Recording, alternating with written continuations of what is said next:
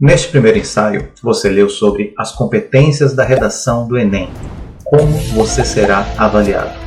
Então, a gente tem que pensar bem a respeito de cada competência e refletir sobre as habilidades que cada competência cobra. Ler, compreender, interpretar, relacionar, refletir sobre os textos motivadores, produzir um texto dissertativo argumentativo de até 30 linhas utilizando a norma culta da língua sobre um tema específico. Este é o problema que o Enem vai trazer para você na hora de você produzir a redação. Esta é a situação-problema que você tem que resolver, articulando ali as suas competências e mobilizando nessas competências habilidades necessárias para que você consiga atingir uma boa nota. A primeira competência se refere ao domínio da escrita formal da língua portuguesa. E nessa competência articulam-se aí algumas habilidades específicas. Habilidades ortográficas e de pontuação, grafia das palavras, pontuação, acentuação, uso das letras maiúsculas, minúsculas, separação de palavras, a translineação.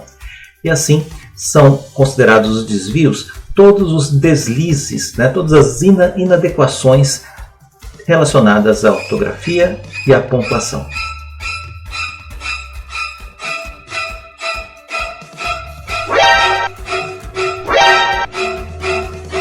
Uma outra habilidade aí relacionada é a habilidade gramatical e sintática, ou seja, questões de sintaxe, de regência, colocação de pronomes, concordância verbal, nominal, tempos e modos verbais.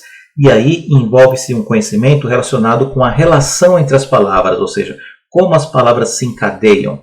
Assim são considerados desvios inadequações em relação ao encadeamento das palavras, ou seja, como que elas estão relacionadas e encadeadas.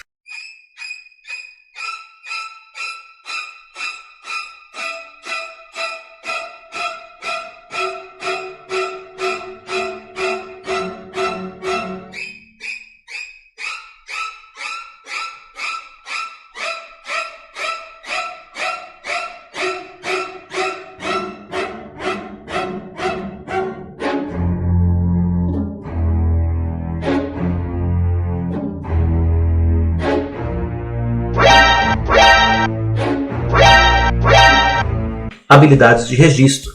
O uso do registro escrito da língua na norma culta. São desvios nesse caso. Marcas de oralidade, né, tá, poxa, talvez, vixe, daí, fala demais, vai que dá certo. Ou seja, marcas de informalidade, de coloquialidade, típicas da nossa oralidade. Escolhas lexicais, escolhas de palavras não precisas, ou seja, o sentido da palavra errado. Isso é muito comum quando um candidato tenta usar uma palavra que não é do domínio dele, que não é do conhecimento dele, do uso cotidiano.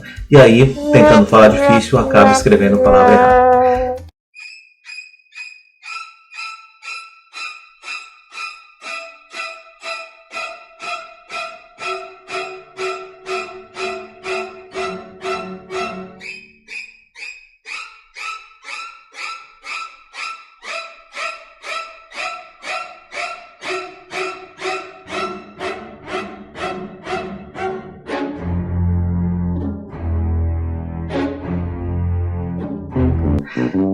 Essas são habilidades muito específicas da competência 1, ou seja, o domínio da escrita formal da língua.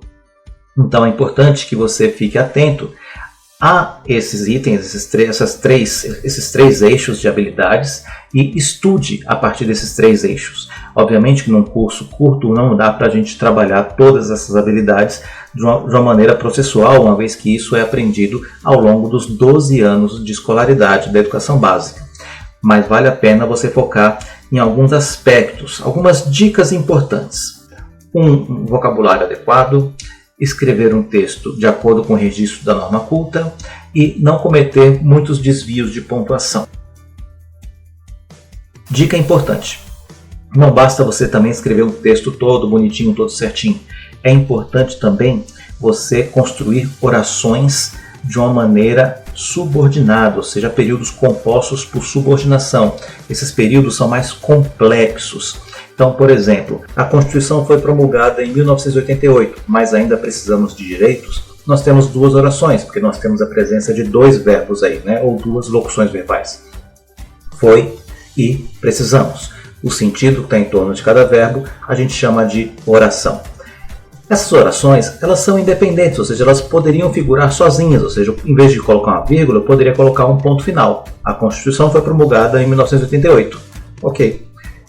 Ainda precisamos de direitos. Ok. Então essas duas orações, elas independem uma da outra. Um período composto por subordinação é aquele em que uma oração vai depender da outra para fazer sentido. Para essa mesma oração, poderíamos fazer da seguinte forma. Embora a Constituição tenha sido promulgada em 1988, ainda precisamos de direitos. Embora a Constituição tenha sido promulgada em 1988, não pode acabar aqui, não pode colocar um ponto final, porque não vai fazer sentido. Então aqui é um período composto por subordinação, ou seja, uma oração depende da outra dentro da frase. Então, na redação do Enem, só alcança nota máxima nessa competência 1 quem consegue aplicar também períodos compostos por subordinação e não somente períodos compostos por coordenação. Bom, vale a pena estudar este conteúdo no nosso livro na página 47. Boas aulas, bons estudos, boa prova.